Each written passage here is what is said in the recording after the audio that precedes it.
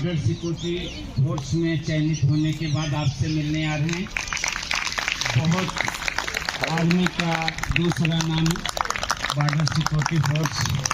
हम सबकी हिफाजत, हम खुली हवा में खुली सांस ले पाते हैं, इनकी वजह से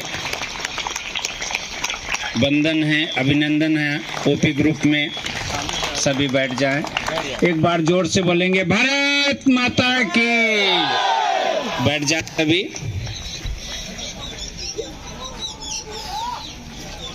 जम्मू कश्मीर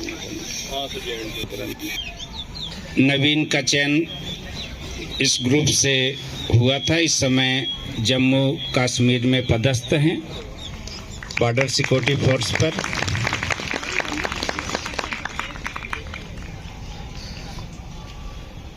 ये ग्राउंड में किस तरह से प्रैक्टिस किए और कुछ अपना अनुभव शेयर करेंगे। सभी को पहले तो जय हिंद। कैसे सब आप? कैसी चल रही है आप सबकी प्रैक्टिस? मैंने देखा भी था यहाँ पर। जब मैं यहाँ पर ग्राउंड में आज आया तो मुझे अपने दिन याद आए। जैसे सर आज एक लड़की को आगे रख के दौड़ा रहे थे, ऐसे मैं दौड़ता था आगे। सबसे पहले मेरे को आगे खड़ा करते थे, सर बोलते अब दौड़ो। तो मुझे मेरे दिन याद आया, तो मुझे बहुत अच्छा लगा देख के। मैं अपनी जर्नी के बारे में कुछ बताता हूँ आपको। जब मैंने स्टार्ट करा था उस टाइम मेरा वेट शायद 105 kg था। और हाँ मल्लार आश्रम में मैं जब ग्राउंड में रनिंग करता था तो 1-2 राउंड लेता था, फिर पेड़ के नीचे बैठ जाता था, क्योंकि ओवरवेट था मेरा उस टाइम। वेट भी कम नहीं था, रनिंग पॉसिबल ही नहीं थी, ऐसा लगता था मुझसे नहीं हो पाएगा। फिर कुछ समय बाद मेरी सिस्टर ने सर के बारे में बताया, ओपी सर के वहाँ का।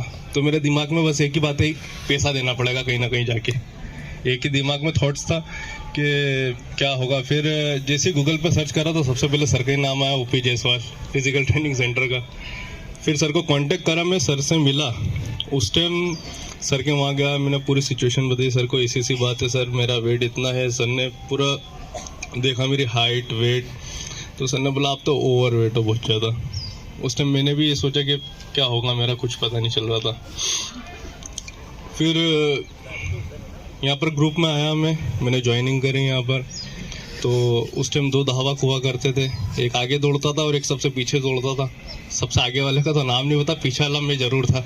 सबसे पीछे में ही दौड़ता था उस समय। यानी इस टाइम ऐसी कंडीशन थी, मेरे से आगे लड़कियों दौड़ती थी, मेरे से सबसे पीछे मैं ही रहता था इस ग्रुप में।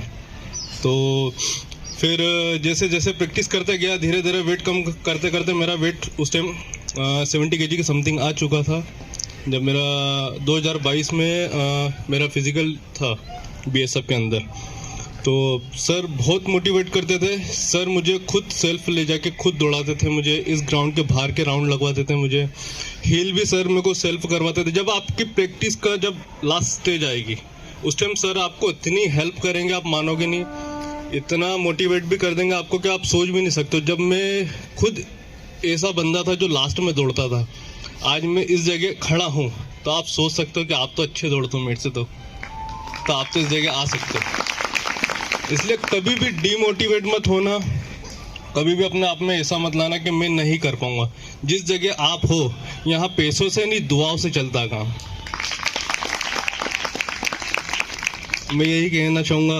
और यहाँ पर आप जैसे सबके माता पिता इन सबकी दुआएं लगी रहती है, तो सबका होना इस जगह है।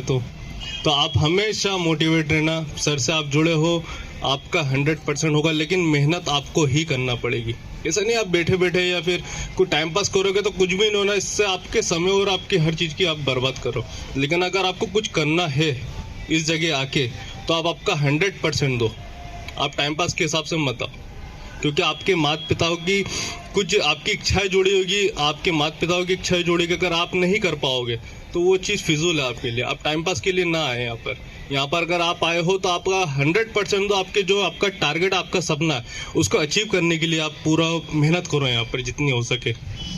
और बस यही कहना चाहूँगा सर से। बाकी सर बताएंगे वो सारी बातें। तो चलिए, जो भी हो आप सक्सेस की ओर गए। आपकी लगन, आपकी मेहनत, आप सबका आशीर्वाद।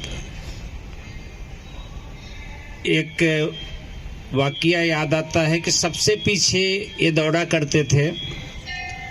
इनकी 5 किलोमीटर की रनिंग थी बीएसएफ में 24 मिनट में। तो मैं इस ग्राउंड के बाहर इनको 5 चक्कर लगवाता था। 5 चक्कर में 50 बार रुके होंगे। तो 1-2 बार मैंने इनको मारा था। मारने के बाद पहली बार मैंने किसी पर हाथ उठाया था। फिर ये शाम को आके बोले कि नहीं सर, हमसे लगता नहीं हो पाएगा। हम बोले होगा तुमसे। उस दिन से लगातार मैंने 5-7 दिन तक इनको प्रैक्टिस करवाया कि कहीं मान लीजिए हिल मिल गई तो कैसे आपको बॉडी का मूवमेंट रखना है, कैसे हाथ चलाना है। कहीं प्लेन आया या डाउन आया, किस तरह से रनिंग करना, क्योंकि रोड रनिंग और ग्राउंड की रनिंग में अंतर होता है। और कल जाना था फाइनली इनको दौड़ने।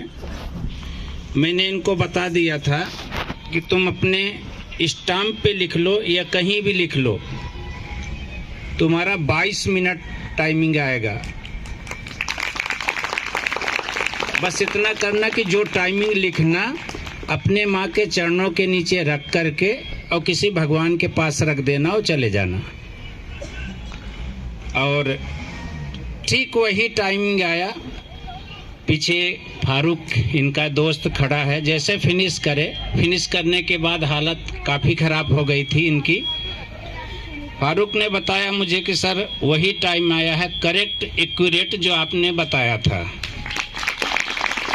कोच को एक अंदाज़ा होता है कि बच्चे का टाइमिंग क्या आएगा, क्योंकि उसकी मेहनत उसको दिखती है कोच को, आपको खुद को नहीं दिखती। आप जो आज पीछे दौड़ रहे हैं ना और लगातार आ रहे हैं ना, लगातार आना ही आपकी सफलता की ओर ले जाता है। चलिए एक बार पुनः आपको ढेर सारी बधाई हो। चलिए 2 मिनट का मेडिटेशन कर लेते हैं। चलिए।